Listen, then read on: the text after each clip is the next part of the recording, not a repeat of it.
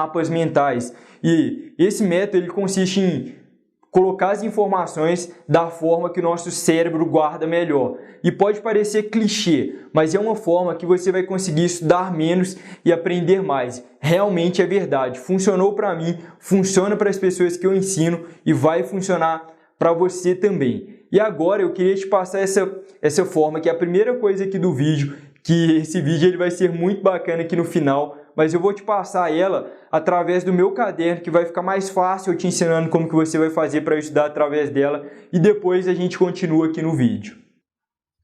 Bom, então agora eu vou te mostrar como você pode fazer para desenvolver um mapa mental, que é uma forma que você vai conseguir estudar menos e aprender mais. Então me acompanhe aqui agora na minha folha aqui, que eu vou te mostrar como desenvolver um mapa mental. Então agora vocês já estão vendo aí aqui a minha folha, e eu vou te mostrar aqui nessa folha como que você pode estudar através de um mapa mental. Então, para te explicar isso, vamos supor que você está agora em uma aula, seu professor está explicando história. Vamos pegar um assunto aí em história que é muito comum no Enem, eu diria que Segunda Guerra, porque Segunda Guerra tem vários assuntos aí que acabam envolvendo a Segunda Guerra, que normalmente são cobrados no Enem. E se ele estivesse explicando Segunda Guerra, provavelmente você colocaria aqui, minha folha está na vertical, aqui na parte de cima Segunda Guerra, certo? E começaria a descrever as informações aqui embaixo. Normalmente é assim que todo mundo faz. O mapa mental ele é um pouquinho diferente. O ideal é que você esteja com o seu caderno, a sua folha, na horizontal. Ao invés de colocar a informação, como eu te mostrei antes lá no topo, você vai colocar ela no meio do seu caderno. Então eu vou colocar aqui segunda, vou escrever aqui GM para ficar simplificado, segunda GM, no caso aqui Guerra Mundial, obviamente. Quando você está estudando uma guerra, provavelmente a primeira coisa que seu professor vai te passar e que você precisa saber é quem são os envolvidos. Então, eu colocaria aqui separado de cada lado os países envolvidos. Então, de um lado aqui eu colocaria Alemanha, Itália e Japão.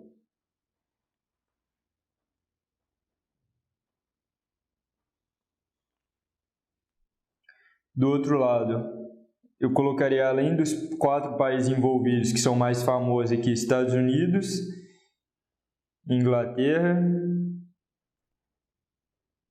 França e Rússia, que entrou um pouco depois na guerra.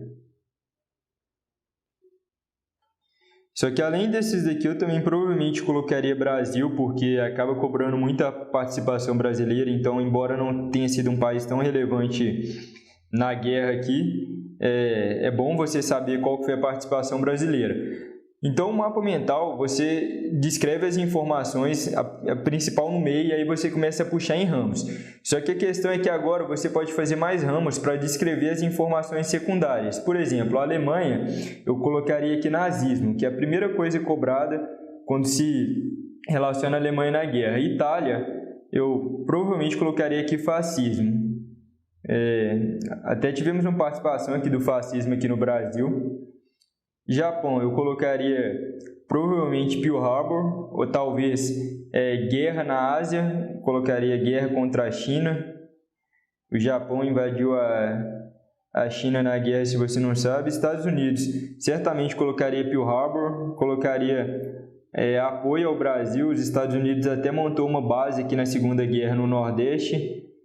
Então é bem possível que cobrem termos relacionados aos Estados Unidos se forem cobrar o Brasil na guerra, por exemplo, uma charge relacionando... Tem algumas até personagens do Walt Disney, até eu não lembro o nome, mas foi criado aqui nessa época para ter uma maior ligação com o Brasil, para o Brasil dar mais apoio. Então colocarei aqui Estados Unidos apoio ao Brasil.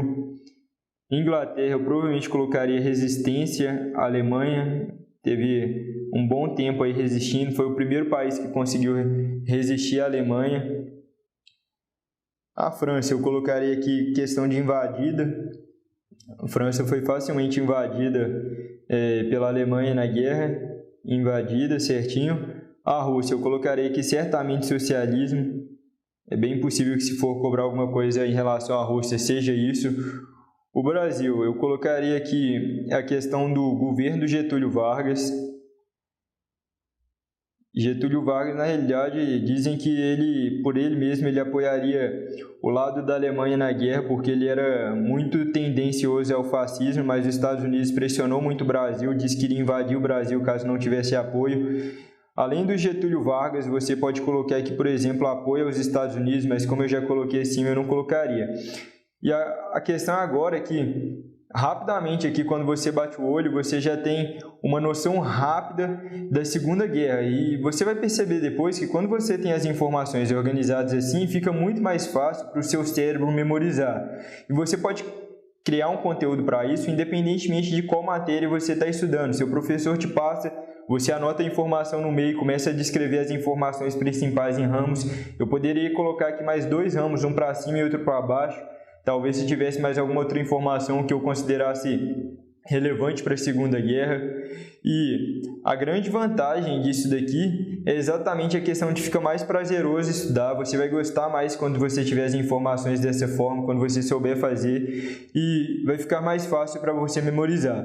Então, é basicamente isso, é simples de fazer, é uma forma que você vai conseguir estudar menos e você vai ter mais resultado.